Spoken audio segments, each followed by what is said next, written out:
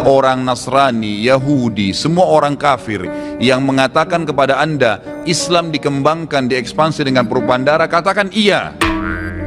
Memang iya. Karena banyak orang Islam, subhanallah, kayak orang yang ketakutan kalau dikatakan Islam itu disebarkan dengan pedang. Saya katakan ikhwas sekalian, memang Islam dikembangkan dengan pedang. Jihad itu dikumandangkan memang dari dulu. Haleluya, haleluya, haleluya. Assalamualaikum warahmatullahi wabarakatuh. Salam Aki. Aku kabarkan Injil keselamatan. Bapak Ibu kasih Tuhan, ketemu lagi dengan saya Evangelis Abraham Effendi Usman. Bagaimana kabar Bapak Ibu semua? Tentu luar biasa. Dan saudaraku para pecinta Jil Habaget, terutama sekali saya mengucapkan terima kasih banyak kepada Bapak Ibu yang selalu mendukung pelayanan Habaget, baik melalui doa, dana, motivasi maupun support saudara semuanya. Lebih-lebih lagi saya minta tolong supaya Bapak Ibu bawa dalam doa syafaat untuk pelayanan yang akan kita lakukan di daerah Sumatera Barat tanggal 10 nanti. Bapak Ibu bawa dalam doa agar melalui pelayanan kita banyak orang dimenangkan, banyak orang dikuatkan, bahkan orang-orang yang sudah undur dari hadapan Tuhan mereka bisa datang kembali, dan orang yang sudah menyangkal Yesus Kristus melalui pelayanan yang kita lakukan mereka bisa kembali kepada Kristus. Karena di bawah kolong langit ini tidak ada nama yang bisa menyelamatkan umat manusia selain di dalam nama Adonai Yeshua HaMashiach. Saudaraku, kita sangat sering sekali mendengar kalau Islam itu disebarkan dengan cara damai. Banyak orang tidak mau mengakui dan marah ketika kita kasih tahu bahwa Islam kebanyakan dibawa dengan pedang. Itu banyak orang tidak terima. Bahkan saya dulu juga saudara tidak akan terima ketika ada orang lain yang mengatakan bahwa Islam disebarkan dengan pedang. Tetapi ini zaman internet. Kita terima atau kita tidak terima, kita tolak, tetap Bapak Ibu, sejarah membuktikan. Banyak sekali sejarah mencatat kalau Islam dibawa dengan cara apa. Bahkan ada seorang Ustadz Khalid Basalamah, di saat beliau ceramah pidato terjadilah sesi tanya jawab. Lalu ada yang bertanya, benarkah Islam dibawa dengan pedang? Dan jawaban beliau sangat mengejutkan banyak orang. Bahkan beliau berkata, kita tidak perlu marah ketika ada orang yang mengatakan kepada kita kalau Islam disebarkan dengan cara pedang. Ini kata Ustadz Khalid Basalamah. Nah saudaraku, supaya tidak berlama-lama, mari kita simak bagaimana cuplikan video berikut ini. Nah, sekarang kita bertanya kepada Ustadz Khalid Basalamah ya. Assalamualaikum Ustadz, saya mau bertanya nih, benarkah Islam adalah agama damai? Maksudnya, benarkah Islam disebarkan tanpa pertumpahan darah? Kalau seandainya ada orang Nasrani, Yahudi, semua orang kafir yang mengatakan kepada Anda Islam dikembangkan, diekspansi dengan propaganda, katakan iya. Memang iya. Karena banyak orang Islam, subhanallah, kayak orang yang ketakutan kalau dikatakan Islam itu disebarkan dengan pedang. Saya katakan ikhwas sekalian, memang Islam dikembangkan dengan pedang. Jihad itu dikumandangkan memang dari dulu. Ada pengembangan Islam dengan dakwah, ada pengembangan Islam dengan pedang. Nabi SAW menyerang Mekah itu dengan kekuatan memang.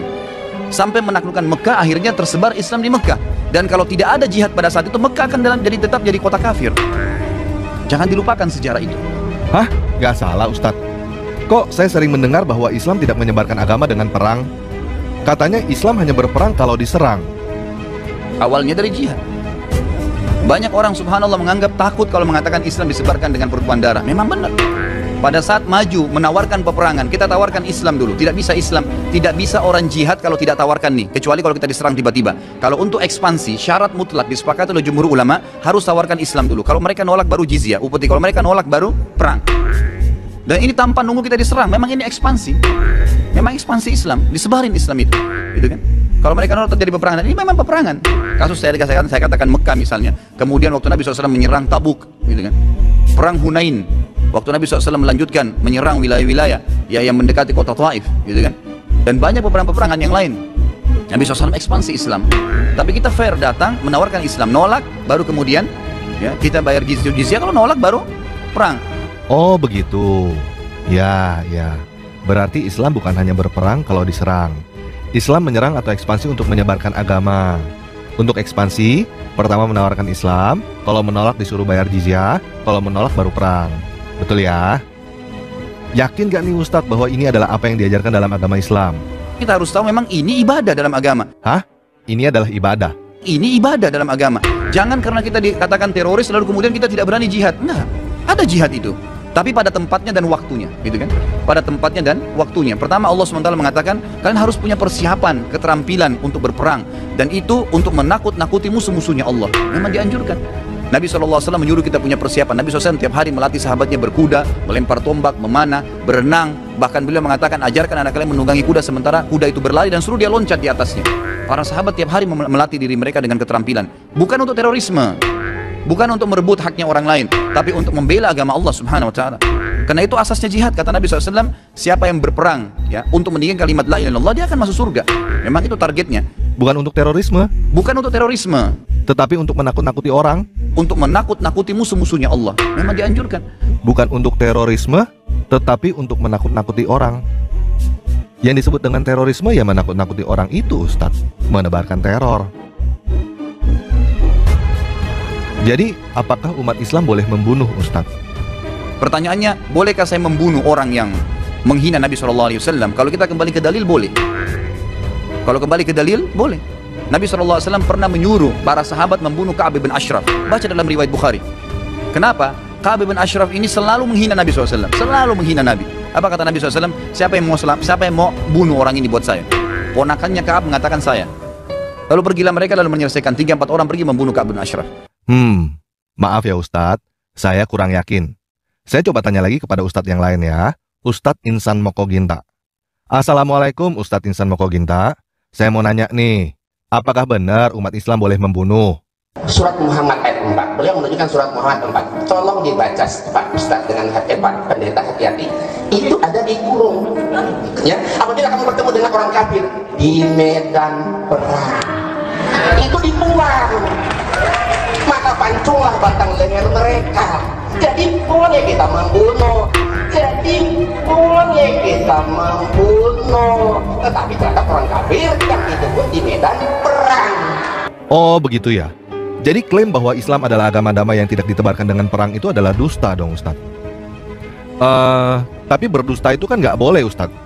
Dibolehkan dusta dalam Islam. Dalam peperangan, kalau musuh tangkap, antum ditawan lalu ditanya, berapa jumlah pasukan Islam? 1 juta. Padahal sebenarnya cuma 1000. Kemudian yang kedua adalah memperbaiki 2 orang yang sedang bertengkar. Si A, si B lagi bertengkar, lalu kita datang kepada si A. Sebenarnya si B itu merasa bersalah. Cuma dia lebih tua, dia nggak mau mulai minta maaf. Padahal si B nggak bilang itu. Ini dibolehkan islah dzatu bayyin namanya, memperbaiki 2 orang. Ustadz ngaco nih. Yang boleh berdusta itu kan si A. Si A itu kan bukan Islam. Kalau Islam mana boleh berdusta. Saya coba tanya kepada Habib Ahmad Zain ya. Assalamualaikum Habib. Saya mau bertanya nih. Apakah benar umat Islam boleh berdusta? Di Islam ada taqiyah. Ammar bin Yasir ketika itu dia kepada jerakannya, bosnya. Nah, dia berbuat begitu karena dia kalau tidak dia akan dibunuh. Tapi di dalam kita itu taqiyah kepada penguasa yang kafir, yang membahayakan apabila kita tidak mengikuti dia punya omongan, membahayakan diri kita. Itu bisa digunakan. Syiah sebenarnya sama, karena Syiah itu menganggap kita kafir.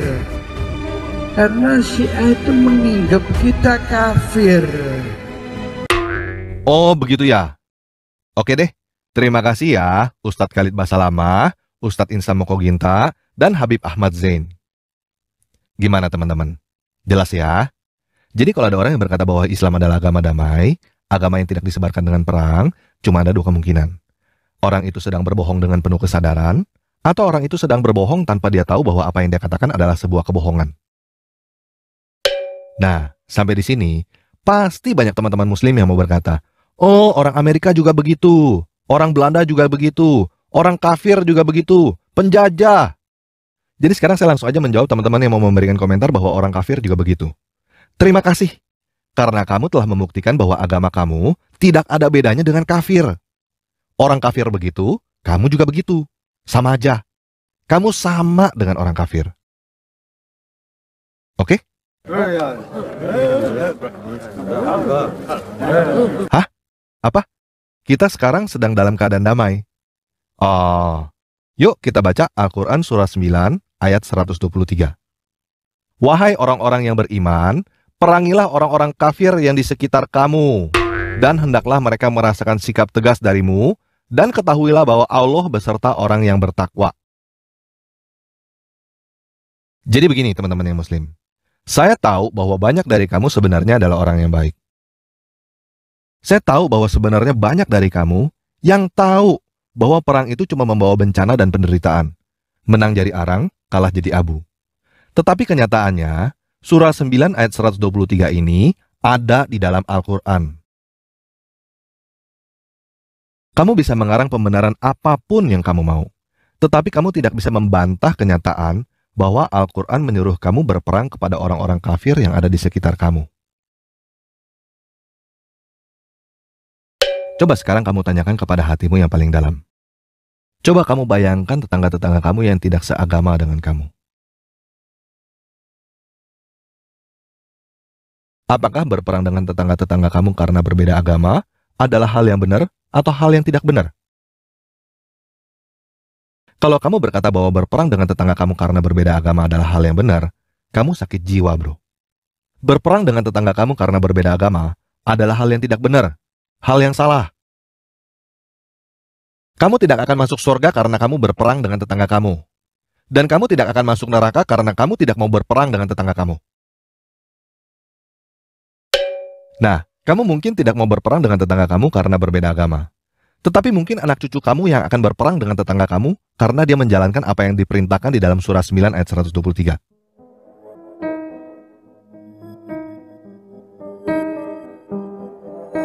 Pertanyaan saya, apakah kamu mau melihat anak cucu atau keluarga kamu membunuh tetangga kamu karena mereka berbeda agama? Ini bukan kehendak kami, ini di luar jangkauan kami. Sebagai mamanya, saya yang salah, mungkin saya kurang mengawasi anak. Nggak mau kan?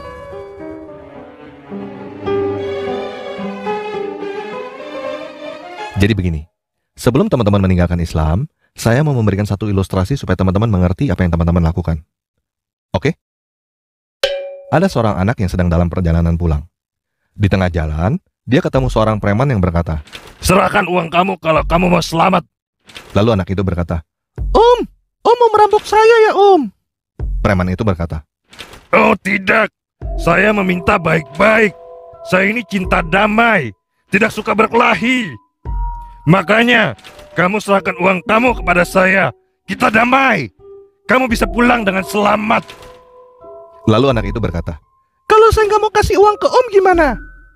Preman itu menjawab, "Berarti kamu tidak mau damai. Kamu ngajak perang." Lalu anak itu berkata, "Oh, jadi Om ini garung ya." Kemudian preman itu berkata, "Dasar anak kurang ajar, berani menghina saya." Lalu anak itu digebukin, semua uangnya diambil, dan setelah itu preman itu berkata, "Syukurin loh, tadi udah ditawarin damai nggak mau, malah menghina saya. Itu salah kamu sendiri." Nah, pertanyaan saya, apakah preman itu menjadi preman suci hanya karena dia pakai baju putih dan berdoa 5 kali sehari? Islam itu artinya bukan damai, guys. Damai bahasa Arabnya adalah salam, bukan Islam. Islam itu artinya menyerah, atau tunduk, atau takluk, bukan damai. Semua negara yang melakukan agresi militer ke negara lain pasti melakukan apa yang Ustadz Khalid Basalamah katakan. Pertama, ancam dulu, nyerah atau perang. Dan sebelum melakukan agresi militer ke negara lain, semua juga melakukan persiapan dulu, latihan, siapkan senjata. Untuk mempelajari hal ini nggak perlu agama, guys. Semua penjajah juga melakukan hal itu. Hah? Apa? Teman-teman mau berkata bahwa Islam disebarkan di Indonesia tanpa berperang?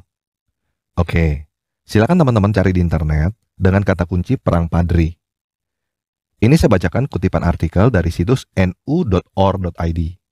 Selama berlangsungnya perang, pasukan kaum Padri tidak hanya berperang melawan Belanda, namun mereka juga menyerang tanah Batak Selatan, Mandailing, untuk mengislamkan tanah Batak Selatan dengan menggunakan kekerasan senjata. Perang Padri ini terjadi pada tahun 1816 sampai 1833. Jelas ya?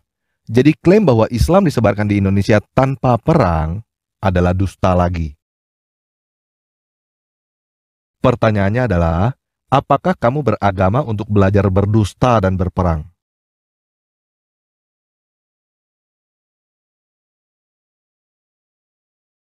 Kamu tidak bisa masuk surga dengan berdusta dan membunuh orang lain, guys. Dan kamu tidak akan masuk neraka karena kamu tidak mau berdusta. Kamu tidak akan masuk neraka karena kamu tidak mau membunuh orang lain. Begini, guys. Pada dasarnya kamu adalah orang yang baik. Untuk apa agama yang membuat kamu berdusta dan berperang dengan tetangga kamu? Lebih baik tidak beragama daripada beragama yang bisa membuat kamu berdusta dan membunuh orang lain. Nggak perlu agama untuk berdusta dan membunuh orang lain, bro. Orang yang tidak beragama juga bisa berdusta dan membunuh orang lain juga kok. Betul? Tidak ada kebenaran dalam dusta, guys.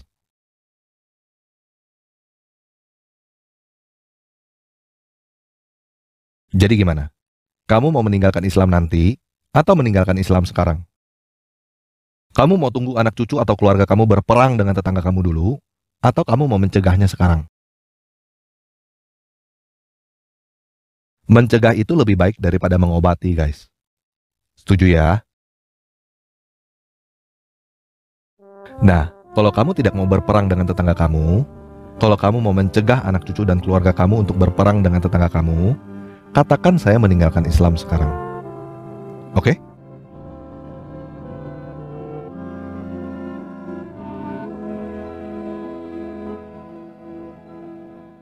Oke, katakan saya meninggalkan Islam sekarang.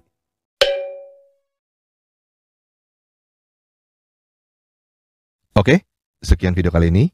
Tuhan memberikan damai sejahtera bagi kita semua. Nah, saudaraku dikasih Tuhan, para pencinta Jelah Paket, bagaimana tanggapan Bapak Ibu semua setelah menyaksikan cuplikan video yang baru saja kita saksikan sama-sama? Silahkan tulis di kolom komentar dan mari kita pergunakan komentar kita dengan bijak. Dan di akhir video saya ingin membacakan dua firman Tuhan untuk kita semua dalam Injil Matius 22 ayat 37. Yang pertama sekali, jawab Yesua kepadanya, kasihilah Yahweh Tuhanmu dengan segenap hatimu dan dengan segenap jiwamu dan dengan segenap akal budimu. Itulah hukum yang terutama dan yang pertama. Dan hukum yang kedua yang sama dengan itu ialah kasihilah sesamamu manusia seperti dirimu sendiri. Pada kedua hukum inilah tergantung seluruh hukum Taurat dan kitab para nabi. Nah, saudaraku, silakan tulis di kolom komentar apa yang Bapak Ibu dapatkan. Dan benar-benar kita pergunakan komentar kita dengan bijak. Assalamualaikum Bishim Hamasyah. Salam Aki. Aku kabarkan Injil keselamatan. Bapak Yahweh Bishim Adonai Yesus Hamasyah. Waruah Kudus memberkati kita semua. Haleluya. Amin. Salam Murtadin. Terima kasih.